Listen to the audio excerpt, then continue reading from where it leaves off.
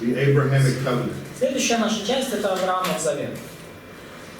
Basically, you can summarize the Abrahamic covenant with 3 words. Авраамов завет можно суммировать 3 словами.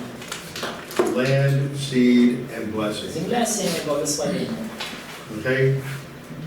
Something you need to know. If you can't say that in your sleep, then you haven't learned. Вам нужно это так помнить, чтобы если вас кто-то разбудит, God promises Israel land, seed, and blessing. а среди ночи спросит, что Бог пообещал Аврааму, вы скажете, земля, семя, благословение. Okay, so in the Abrahamic covenant, we have the first unconditional covenant with Israel. И в Авраамовом завете мы видим первый случай, когда Бог заключает безусловный завет с Израилем. Okay, and I have a chart here that Это уже эпоха Израиля, правильно? Это уже эпоха. So, but this one is only for Israel, true? yes, Да. but it has implications for everybody. Но для язычников там есть тоже как бы определенные последствия. То есть есть последствия этого завета для язычников. Okay. So it is like this. Put this on the board. Okay. Here is and this is in English, but you will translate. Ну вот оно на английском, но ничего страшного, вы Okay. переведете. Авраамов завет. We have the Бытие Abrahamic 13, covenant. 12. Land, Земля, seed, семя, blessing. благословение. Now this covenant is further expanded in the other 3 Jewish covenants. И этот завет позже расширен в последующих 3 еврейских заветах. The land covenant is in Deuteronomy 29, Завет о земле, или палестинский, это Второзаконие 29 глава. which expands the promise on the land. То есть там расширяется обетование о земле. The seed is fulfilled in the Davidic covenant. Часть, которая касается семени, расширена в Давидовом завете. And then the blessing is expanded in the new covenant in Jeremiah 31. И то, что связано с благословением, расширено в Новом Завете в Еремии 31. Okay, so these 3 are not fulfilled until you get to the kingdom when Jesus returns. И эти 3 завета не исполнятся до тех пор, пока мы не попадем в Царство после возвращения Иисуса. But the Abrahamic covenant is what shifts everything in history. Но именно Авраамов завет производит кардинальный сдвиг в истории. Okay, so the scripture. Так, Писание. The scripture is Genesis 12, 1 through 3. Во-первых, это Бытие, 12 глава, с 1 по 3 стих. The key scriptures are Genesis 15, 1 to 21. Ключевые отрывки Писания это Бытие 15 глава, 1-21. And Genesis 17, 1 to 21. 17 глава, 1-21. Okay, that is the Genesis 15 and Genesis 17 have to do with the actual giving of the covenant. Бытие 15 и 17 глава описывают буквально, как завет давался. Second category is the persons involved. Вторая категория это стороны завета. The persons are God as the party of the first part, and Abraham as the representative head of the Jewish nation. Итак, стороны завета это Бог с одной стороны и Авраам как представитель и как глава еврейского народа. Okay, in Genesis 15:18. 15-18. Okay, let me put that up on the board here. Ну, цитата здесь, понятно, вам надо ее в Библии смотреть. On the same day, the Lord made a covenant with Abram, saying, to your descendants I have given this land from the river of Egypt to the great river, the river Euphrates. В тот день заключил Господь завет с Авраамом и сказал, я дарю твоим потомкам эту землю от египетской реки до великой реки Ефрат. So it's not talking about heaven. Здесь не говорится о небесах. It's talking about a specific piece of real estate with these boundaries. Здесь говорится о конкретном участке недвижимости вот с такими границами. And then also Genesis 17, Также Бытие 17, where God says когда Бог говорит Аврааму, that He will establish His covenant with, and it will be an everlasting covenant. что Он утвердит с Авраамом завет, и этот завет будет вечным. And that it involves taking the land of Canaan. И что этот завет включает в себя завоевание ханаанской земли. And it is established between, God says, I'm establishing this between God and you and your descendants after you. И Бог говорит, что я этот завет утверждаю с Исааком, как вечный завет для его потомков после него. And in verse 8, God says, I'm giving you all of the land of Canaan. И да, в 8 стихе он говорит, я даю тебе всю землю Ханаана. 17:8. Okay, and then in verse 10, the sign of the covenant is male circumcision. В 10 стихе знаком завета является обрезание мужчин. Okay, so number 1, the covenant is with Abraham and his descendants through Isaac and Jacob. Итак, первое, завет заключен с Авраамом и с его потомками через Исаака и Якова. Second, it is reestablished and restated with Isaac in Genesis 26, 2 through 5 and 24. То есть установлен с Авраамом, повторен с Исааком, Бытие 26, 25 и 24. And then the third point, God reestablishes and restates the covenant with Abraham's grandson, Jacob. Бог как бы перезаключает, утверждает заново этот завет с внуком Авраама Иакова. In Genesis chapter 28, 13 through 17. В Бытие 28, 12, 17. And Genesis 28, Genesis 35, 9 to 12. 35, 9, 12.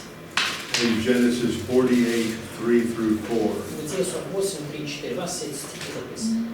So what you have is at least 1, 2, 3, 4, 5, 6, 7, 8 different places. At least 8 different times God, or 9 different times God restates the covenant. Что мы можем увидеть? Как минимум там 8 или даже 9 раз Бог переутверждает этот завет, повторяет. Okay, and then the last point, point number 4 here, is that Joseph's instructions to take his body back to the land indicates he understood the Abrahamic covenant. Повеление Иосифа о том, чтобы его кости внесли в обетованную землю, показывает, что он ясно понял суть Авраамова завета. Okay. Any questions? Вопрос. Изучение продолжение. In the next section, we just want to briefly look at the historical establishment of the Abrahamic covenant. В следующей секции мы кратко рассмотрим, как установление Авраамова завета проходило исторически. The covenant is foreshadowed by God's promises in Genesis 12, 1 through 3. Завет этот как бы предвосхищен теми обещаниями, которые Бог дал в Бытие 12 главе 2-3. And Genesis 13, 14 through 17. И Бытие 13 главе 14-17 стихе. But it is not formally established until Genesis 15, 7 to 21. Но это все были обещания, а завет сам формально был установлен в Бытие 15, 7 по 21 стих. Genesis 15:18 says, on that day the Lord made a covenant with Abraham. Бытие 15-18 четко говорит, что в тот день Господь заключил завет с Авраамом. And so there is this picture of the sacrifices that are split in two. И вот есть вот этот образ жертвы, разрубленной надвое. And that God is pictured by a smoking oven and a burning torch. И Бог явился в виде как горящей печи и горящего факела. And God alone passes between the halves of the sacrifices. И один лишь Бог самостоятельно прошел между разрубленными частями жертв. So the second thing is the cutting of the animals indicates it is a blood covenant based on a blood sacrifice. Второй пункт, да, разрезание животных подчеркивает, что это завет крови, да, что жертвы кровавые. Okay, and third, the covenant is made for Adam's benefit. God does not need a covenant. His word is enough. You mean Abraham benefit. То есть, But for Abraham's benefit. да, завет заключен на самом деле ради Авраама. И Богу завет заключать не надо, Богу его слова достаточно. Okay, that way the people can look back to that covenant and know exactly what God has promised to do. Но завет дан людям, потомкам Авраама, чтобы они могли, оглядываясь назад, точно знать, что сделал Бог и что Он пообещал. Okay, so the next part are the provisions for the covenant. Следующее – это положение завета. 13 provisions. Итак, 13 пунктов, да, положения завета.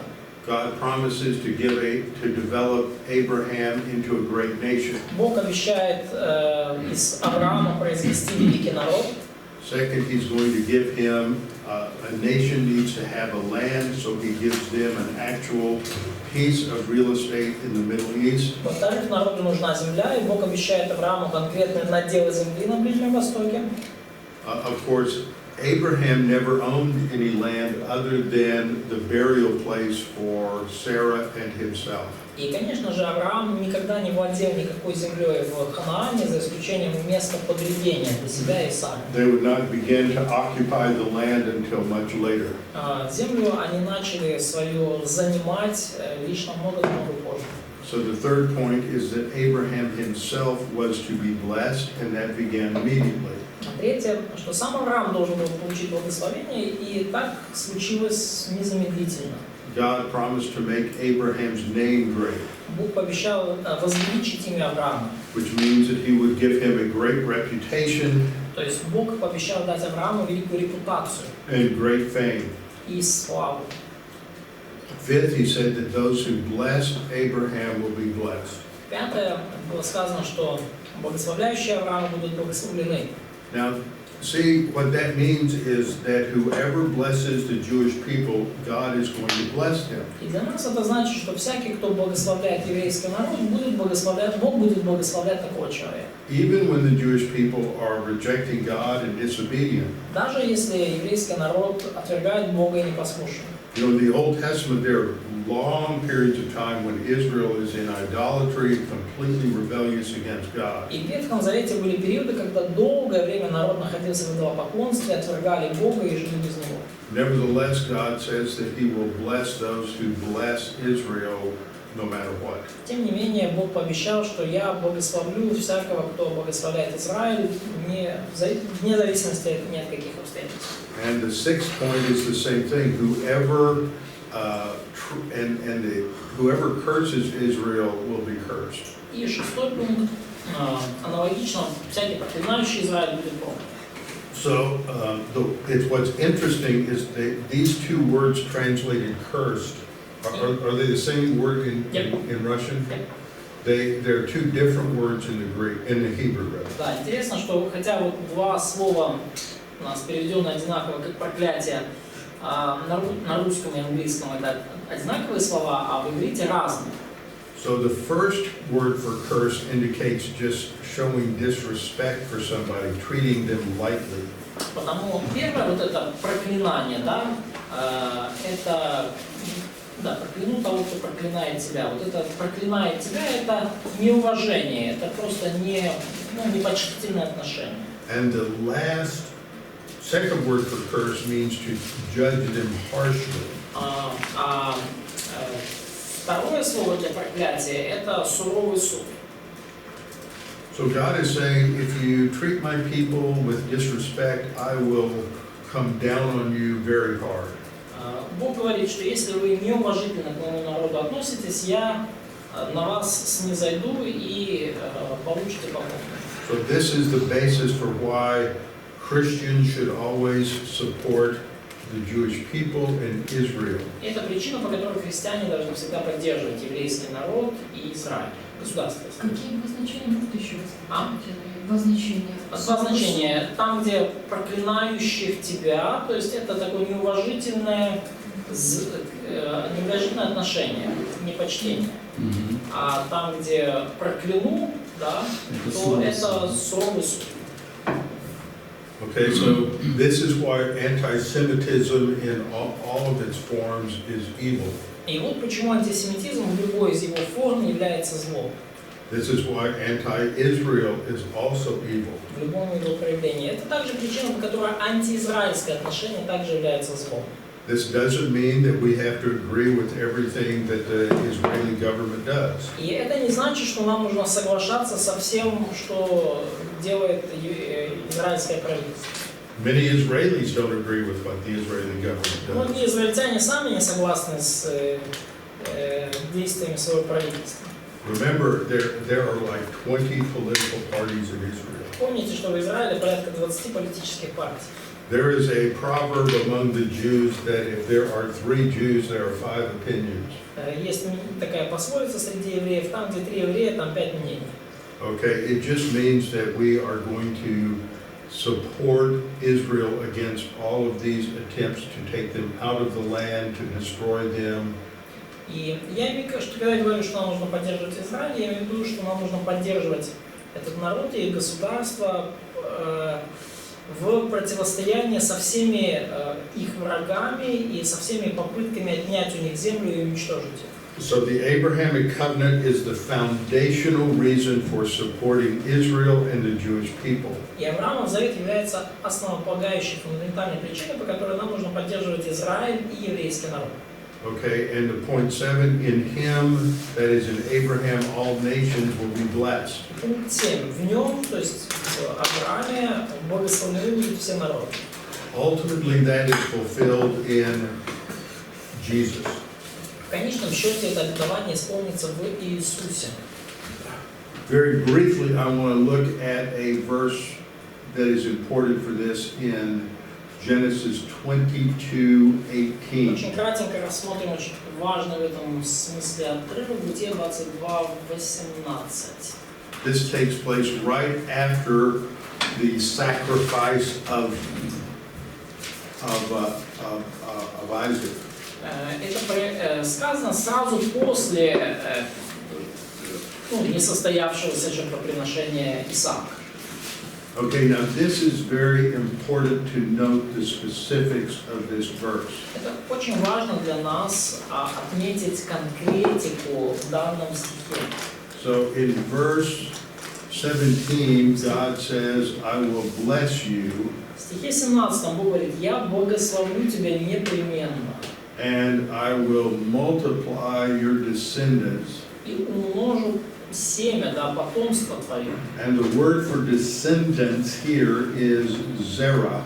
И слово, используемое для обозначения семени или потомства, здесь это зера. Which means seed. Буквально значит семя. It is a singular noun. То есть это здесь существительное в единственном числе. In verse 17. Да, в 17 стихе в единственном числе. You mean singular or plural? Singular. It is a singular. It is what is called a collective noun.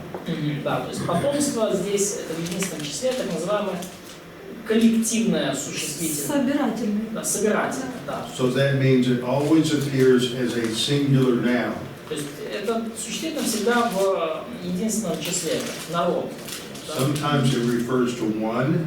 Иногда говорится об одном человеке, об одном потомке. As in a single descendant. То есть некий один потомок. Or a single offspring. Или одна некая отрасль.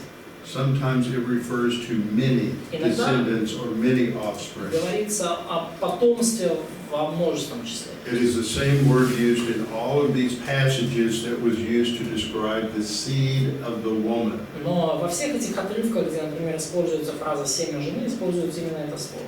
Now, notice the first use is a singular noun, but it has a collective meaning. Да, обратите внимание, в 17 стихе существительное в единственном числе потомства, да, но значение слова, оно подразумевает многочисленность. And Сделаю семя твое потомство многочисленно. but Но the context tells us that it is talking about a plural concept. да, сам контекст говорит нам о том, что концепция, да, включает в себя множественность. Multiplying your descendant means more than one. То есть я умножу твое потомство, то знаешь, что потомство будет, ну, как минимум больше одного. You know, the idea of multiplying them like the stars of the heaven and the sand on the seashore indicates that it is a plural concept. И вот это здесь использование метафоры, как звезды на небе, как песок на морском берегу, то есть подразумевается, что концепция включает в себя множество. But the next phrase is usually translated wrong. А следующая фраза в 18 стихе обычно переводится неправильно. It is the same word, zera, Слово то же самое, zera, a singular noun, существительное в единственном числе. okay, but it is usually translated as a plural. How is it translated Но in обычно, Russian? like, the same word, the descendants. Okay, plural. That is wrong. Да, ну у нас, я не знаю, в современном Why is that переведено wrong? как потомство, да, то есть подразумевается снова множественная концепция. Но почему это неправильно? It says your descendants will possess the gate of their enemies. Потому что в 17 говорится, да, что потомство твое владеет воротами врагов своих. In the Russian, what is the pronoun there for their enemies? Is it singular or plural? В какое там у нас местоимение? Своих врагов. It's not clear, but yeah, it is plural. Okay, in the Hebrew, Владеет воротами их врагов, то есть это подразумевается множественное число. this is why it's very important. The Hebrew does not have a plural pronoun. Очень важно, в иврите вообще нету множественных местоимений. So if the pronoun is singular, Поэтому если местоимение в единственном числе, the word for seed should be understood to be a singular offspring, a singular descendant, not a collective. То есть если используется единственное число, единственное местоимение, то подразумевается, что само слово в единственном числе, не группа подразумевает одного человека. This is the phrase that Paul quotes in Galatians, that your seed will be named, okay, referring to Jesus Christ. И в Галатам Павел как раз таки говорит, что благословятся в тебе семени твоем все народы земли. Да? И он говорит, что оно здесь в единственном числе и указывает таким образом на Иисуса Христа. It is not your descendants, plural, shall possess the gate of their enemies. Ага, то есть все не твои потомки овладеют городами врагов своих. But in your descendant А твой потомок овладеет городами врагов. shall possess the gate of his enemies. Твой потомок овладеет врагами своих городами. Да, в 17 стихе. This is a messianic prophecy. Вот это здесь мессианское пророчество. And then God says, in your seed, singular, all the nations of the earth shall be blessed. И далее говорится в 18, что в семени твоем все благословятся все народы земли. Okay, so this is talking about the Messiah. It is not talking about all of the descendants. Здесь говорится именно о Мессии, а не обо всех потомках Авраама. Okay, back to point 8. Возвращаемся к 8 пункту. In part of the Abrahamic covenant, God says Sarah will have a son. И часть, да, 8 пункт конспекта, часть Нового Завета, Авраамова Завета в том, что у Сары будет сын. In Genesis 15, he says he predicts the Egyptian bondage. В 15 главе предсказывается египетское рабство. The 10th point, other nations will also come from Abraham. 10 пункт говорит, что от Авраама произойдут также и другие народы, помимо еврейства. But not, add this to your notes, but not Abraham and Sarah. Но не от Авраама и Сары.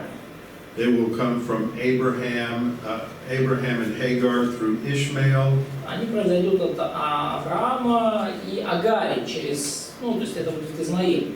And then also after Sarah dies, he marries again and has other children. И также после смерти Сары Авраам снова женится, и у него еще появляются дети. And they become other Arab tribes and groups. И они становятся со временем другими вот арабскими племенами и группами. Скільки ж йому років було тоді? So how old was he at that time?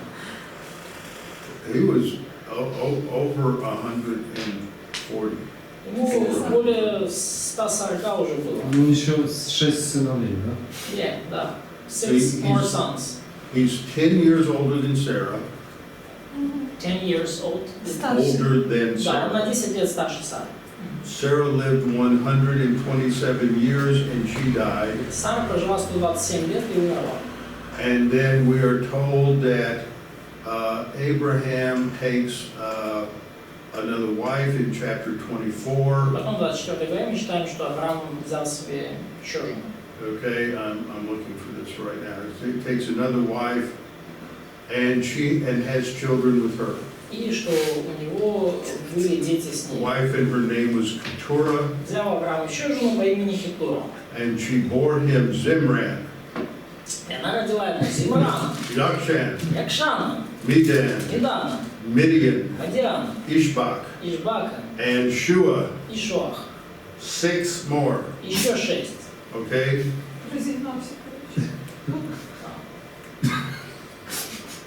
All right? So these are the sons of his old age, and they become the fathers, the progenitors of various Arab tribes. И это, так сказать, дети его уже старости, и они стали основателями различных арабских народов. See, he lived almost another 40 years after Sarah То died. есть по смерти Сары он жил еще 40 лет. У нього ще були наложниці і не одна, там шостому синам наложниць, тобто And скрипка. also he had concubines, there's 6. Якщо було дівчата. Yes, Abraham gave gifts to the sons of the А что? concubine. Да. Наложниця. Я знал, а Китура, она So he had even народом. other sons. Да, So, походу у него еще были сыновья. see, when God regenerated his procreative abilities, Поэтому, когда Бог возродил его способность к продолжению рода, it didn't go away. то есть Okay. она не ушла так просто после Сары. Okay, point 11. 11 пункт.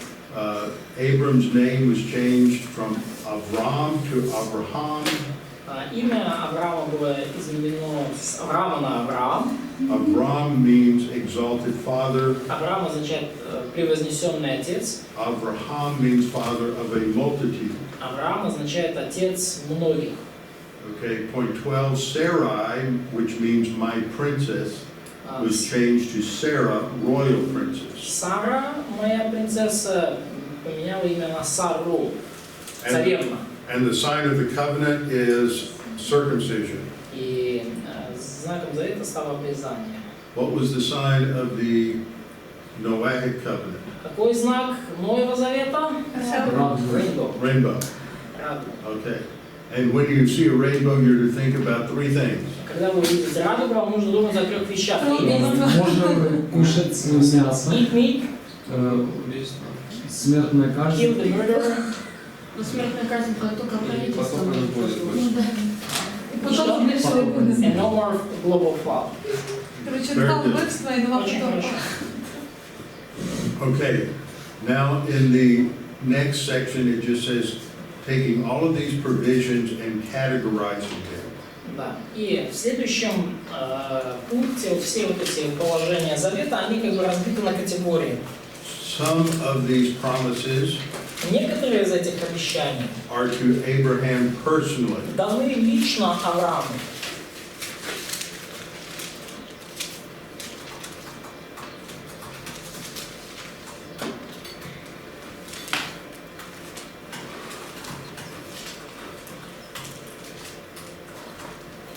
Okay.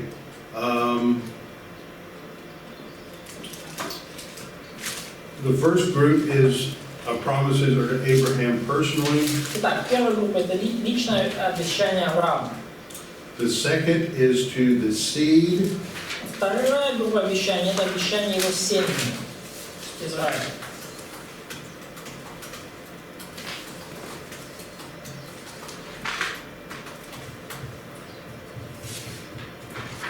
Okay.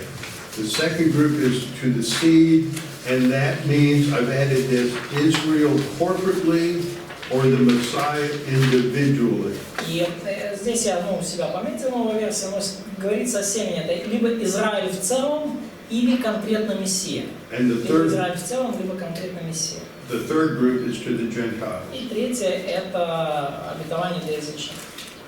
Okay, I'm going to just, you have these written out, I'm just going to go through these quickly. У вас все это как написано, и поэтому я очень быстро пробегу через них.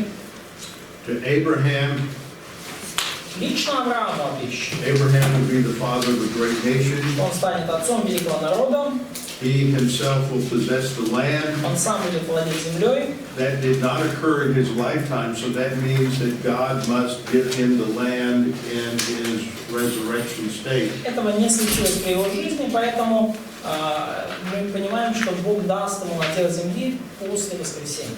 Other nations will come from him. Другие народы произойдут от него, Kings will arise from цари him. восстанут от него. God promised him personal blessings. Бог пообещал личное благословение.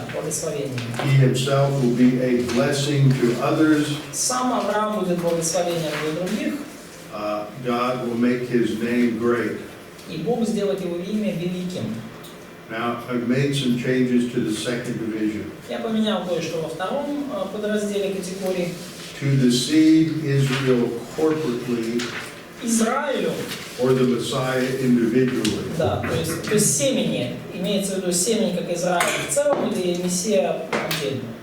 The nation will be great. Народ будет великим, The nation is destined to be innumerable. народ будет неисчислимым, They are destined to possess the land. и им надлежит овладеть землей. But the change is in the fourth one. Но я бы поменял четвертый пункт, пункт Д. They are promised ultimate victory over their enemies through the seed, Им обещана окончательная победа над своими врагами через семя, who is the Messiah. то есть через Мессию. And that is in Genesis 22:17-18. Окончательная победа через Мессию – это Бытие 22, 17-18. Okay, and third, to the Gentiles, Третье – язычников. there will be blessing for blessing. Будет благословение за благословение. Second, there will be cursing for cursing. Второе будет проклятие за проклятие. And third, there will be spiritual blessings through the seed of Abraham. В-третьих, будут духовные благословения через семя Авраама. Okay, next point, Следующее. which is F, that is three basic themes. Три основных мотива. What are they? Say them in your Какие? sleep. Еще раз. Земля, Земля, насение, семя, благословение. благословение. Я догарю. Land, seed, and blessing. Земля, семя, Okay? благословение.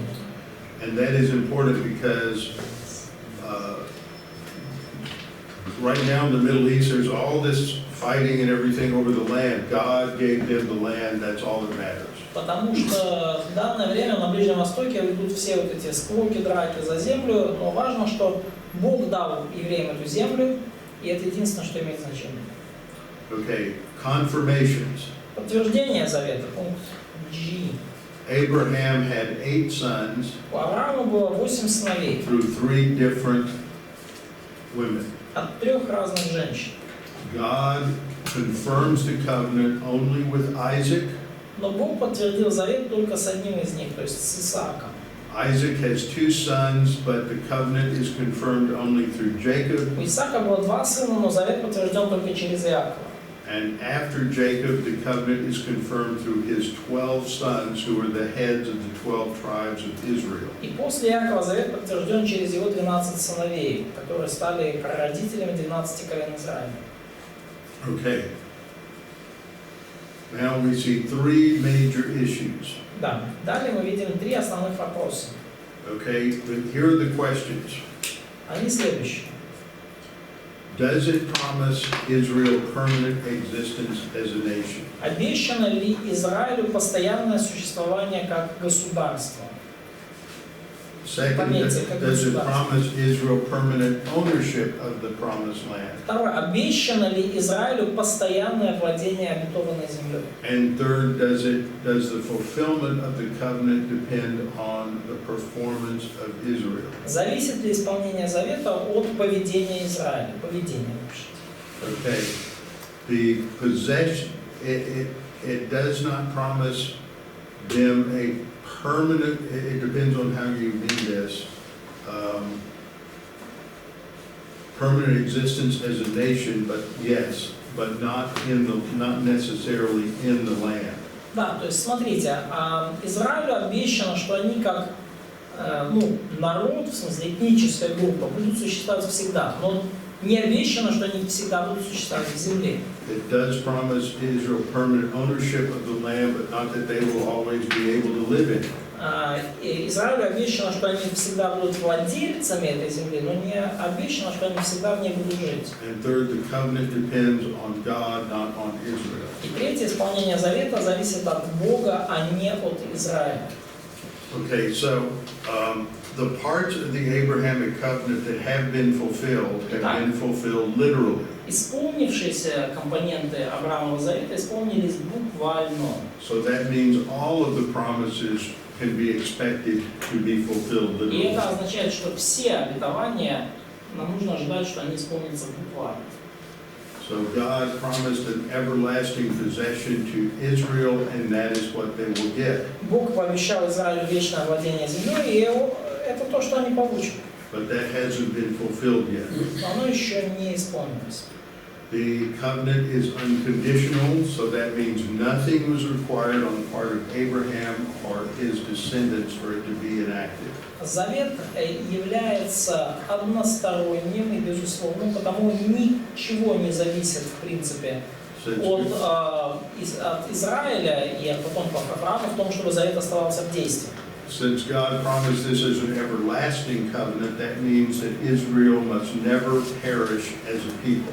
И тот факт, что Бог сказал об этом завете, что он вечный, означает, что Израиль никогда не исчезнет как нация. So if every Jew were killed, Поэтому если бы все евреи были убиты, then God would fail in his promise. то это означало бы, что Бог в исполнении своего обетования он подвел, потерпел неудачу. That is why Satan wants to destroy the Jewish people. И вот по этой причине сатана хочет уничтожить еврейский народ. That is why he is behind anti-Semitism. Вот почему сатана стоит за антисемитизмом. And that is why the Antichrist will seek to destroy all of the Jews in the tribulation, is to prevent God from fulfilling the promise of the Abrahamic covenant. И вот почему антихрист во время Великой Скорби будет прилагать все возможные усилия, чтобы уничтожить еврейский народ, потому что тогда бы он мог воспрепятствовать Богу в исполнении его обещаний. So the survival of the Jewish people throughout history is one of the great signs of the truthfulness of the Bible. Потому выживание еврейского народа на протяжении всей истории является одним из величайших подтверждений того, что Библия истина. Okay, last section, what is the status of the covenant? Последняя секция – это нынешний статус, нынешнее состояние завета. Number one, it is a permanent, unconditional covenant that is still in effect. Во-первых, это постоянный и безусловный завет, который все еще в силе. This doesn't mean that there are no conditions in the covenant, but that they are not requirements for the ultimate fulfillment of the covenant. Не сказано, что в завете нет условий, но эти условия не являются предпосылками для исполнения благословения завета. То есть не сказано, что завет может быть отменен из-за неисполнения условий.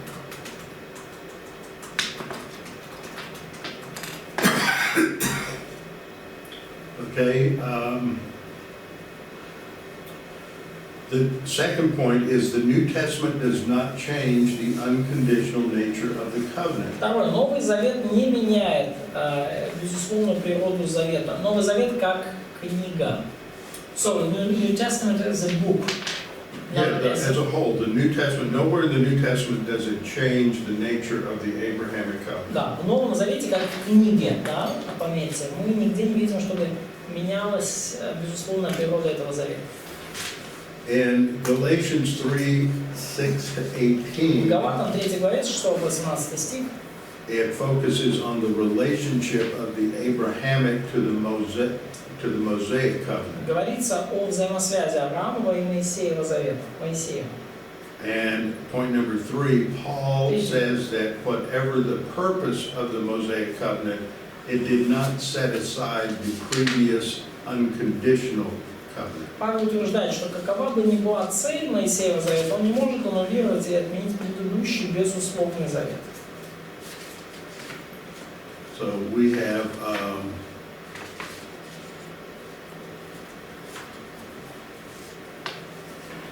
I'm going to change something here. Genesis 22. Okay, under seed, Поговорим о семени. two things. Две вещи скажем. It is called a compound singular or collective noun and refers to the nation as a whole. Это слово является собирательным существительным и относится к нации в целом. Or it is an absolute singular.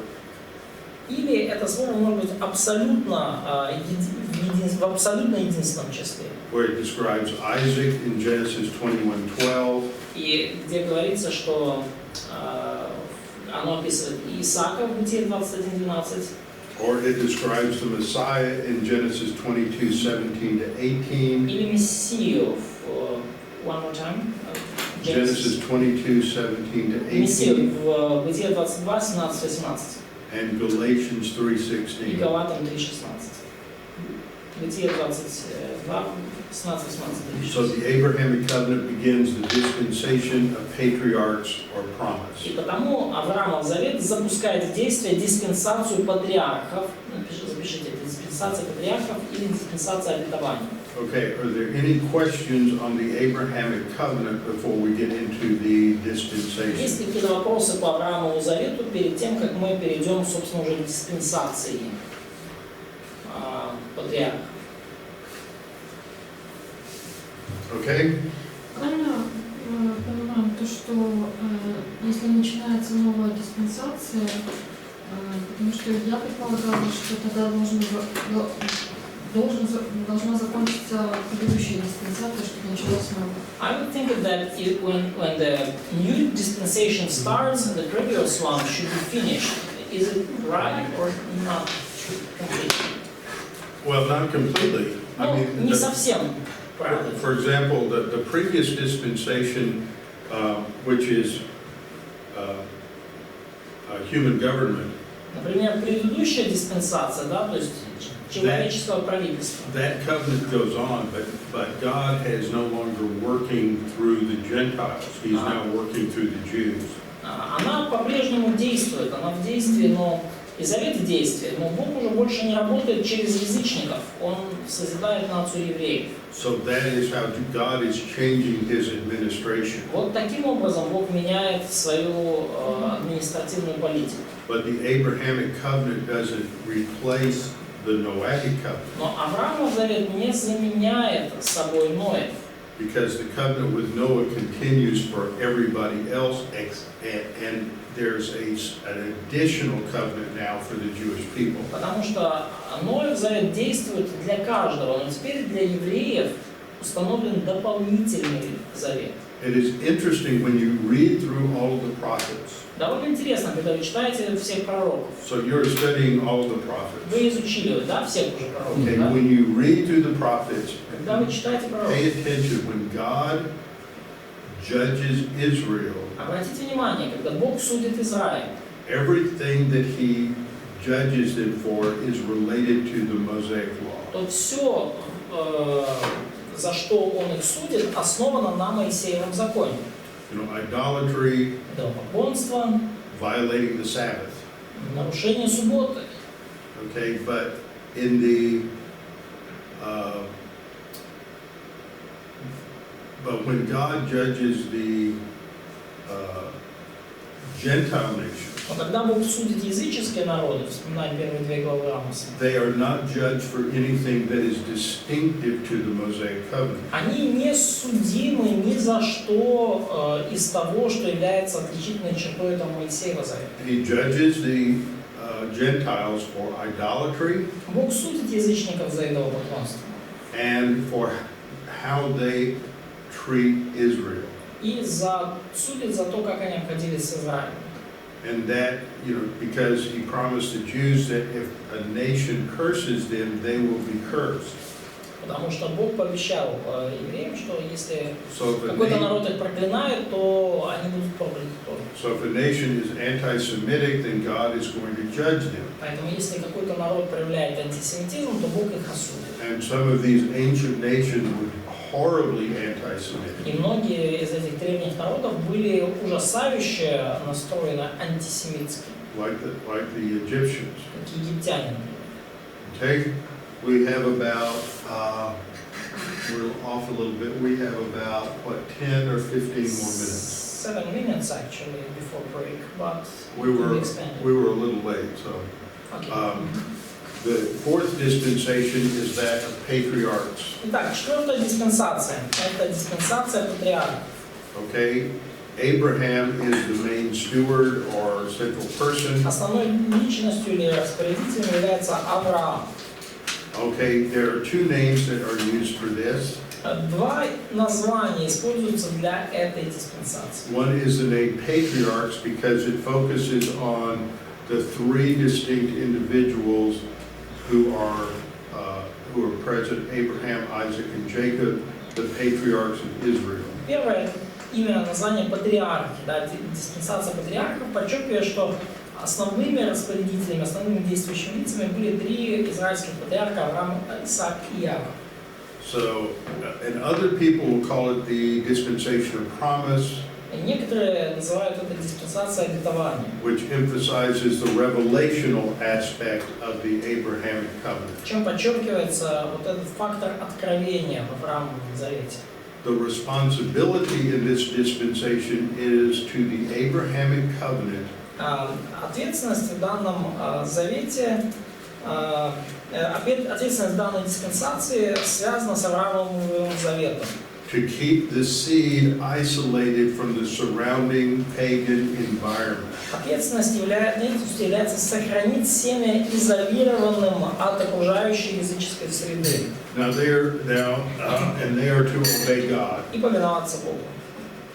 Now the test is going to be for them to remain separate from the paganism of the surrounding Canaanites. Испытание для них заключается в том, чтобы избежать язычества окружающих их ханаанских народов. But they failed to do that. Но они не смогли это сделать. They're going to intermarry with the Canaanites. Они близки были к тому, чтобы вступать в смешанные браки с хананеями. So Judah marries a Canaanite.